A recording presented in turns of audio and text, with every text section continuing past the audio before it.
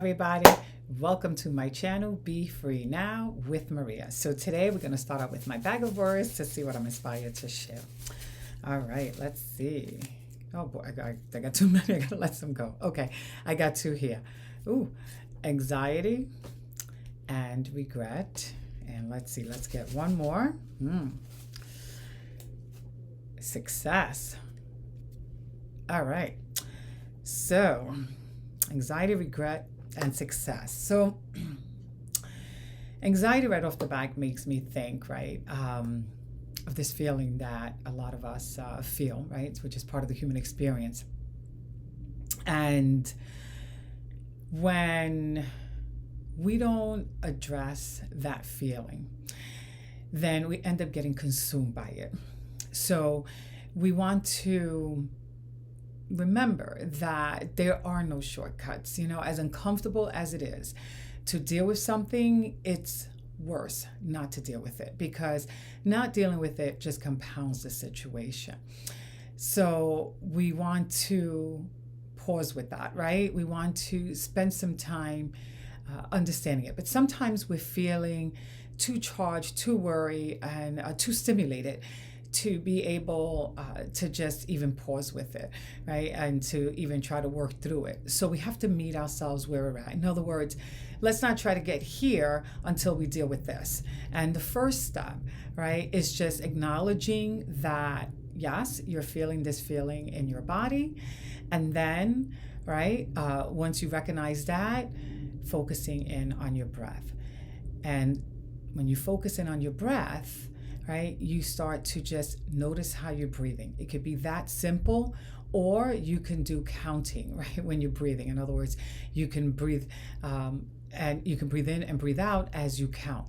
So it's whichever way feels comfortable, but it's just about shifting the attention, right, to the breath once you do notice that you're feeling the anxiety. And a lot of times, you know, we may not know that it's anxiety, believe it or not. I mean, yes, sometimes it's clear cut, sometimes it's not. But when we do know that we're feeling uneasy and we're feeling this sensation in our body that feels uncomfortable, it feels tense, then, you know, that's enough to let us know, right, that we need to make a shift. In other words, do something to bring ourselves down a notch. And the breath is a way that not only mentally focuses us, but it also physically creates a shift because it regulates, right, you know, our system.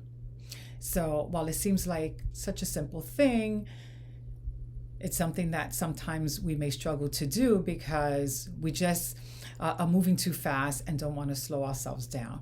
But there are no shortcuts. In other words, if we decide that we're going to ignore it, it's just going to get worse. And if we address it, then we can start learning how to master it, you know, and to allow it to exist, to allow it to be present, allow it to teach us what it needs to teach us. Whatever it is that it needs to show us, we can learn from it. And again, there's so many different ways, right, that we can learn from a feeling. But nothing is too small. You know, it's like, even if we just learn, right, how to just bring ourselves down a notch, that's huge. Because once we're able to do that, then we can do something else, right? And we can build from there. But we can't build if we don't acknowledge it and we just pretend that it's not there. And when we do that, by the way, when we pretend it's not there, eventually we are going to land in regret's door, because it's going to start escalating and it's going to trickle into all areas in our lives. In other words, when we're feeling this tension within, we're going to be more irritable,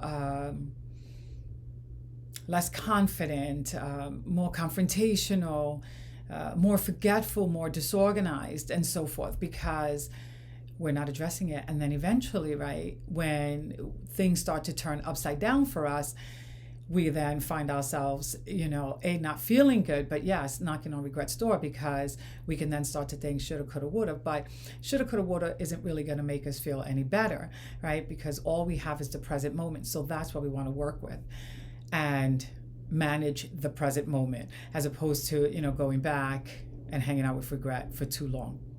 for any period at all, actually doesn't benefit us, but we want to pivot. In other words, right? It's human of us to go there, then we want to pivot, bring ourselves back, and yeah, work on the present, right? In the present moment and the feeling that we're feeling in that moment, and coming to terms with where we are in that moment, in the present moment.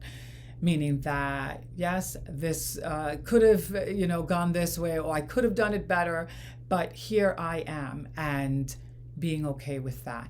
And we're okay with it because we know that, all right, this is the best I have. This is the best I had then. This is what I have now. And this is what I'm going to do in this moment. And that's it. If you can conquer the moment, right? That's a huge success right there. So that's what we're really trying to get ourselves towards, right? Not success of accomplishing it all, but the success of accomplishing that moment, of being able to manage ourselves in the present moment in the best way that we can, and being gentle with ourselves in that process. Because if we are not gentle with ourselves, then we open up another door down yucky lane, and that eventually can lead us then to, the door of regret. So we want to shift from that as much as we can and as soon as we can. But like I said, being patient with ourselves and meeting ourselves where we're at, and which that means is, this is where I am right now, and this is what I have to deal with right now. And the past is in the past, and we can go back and address it, but that has to be done in a strategic way as opposed to just a rumination. In other words, when we go back to the past to resolve something, it's one thing. When we go back to just spinning it and not necessarily, navigate through it and to learn from it, then we keep ourselves stuck and trapped in a space that feels yucky. So before I go any further, I do want to pick a card from my favorite deck, which is the Untethered Soul. And I shuffled the deck, so here's the card on top, and it says, nothing ever is worth closing your heart over. So that's beautiful, and I think that's so true. Sometimes we will have some regrets about, it could be about anything. And when we do, we want to remember that there's nothing that we want to close our heart over. In other words, we want to shift towards self-forgiveness, and bringing ourselves right back to the present moment, because when we do that, we allow ourselves to be open to life. We're allowing ourselves to be human. We're allowing ourselves to go through experiences and still be able to grow, as opposed to going through this experience and then judging ourselves so harshly and closing the door to our heart, which then closes the door to life.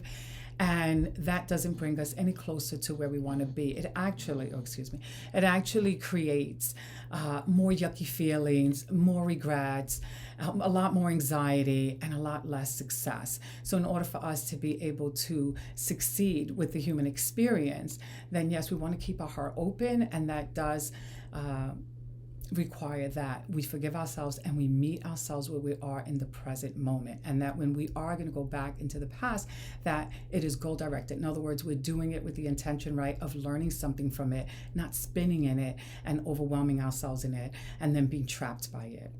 Okay, so I'm going to end with that. I hope that this video helps you in some way. If it did, please hit the like button and subscribe to my channel so that you can be notified when I upload further videos. And if you want to do a workshop on self-forgiveness, I have one posted on my website, and all the information is in the description down below. Okay, we're going to end with that. Bye for now. Have a beautiful day.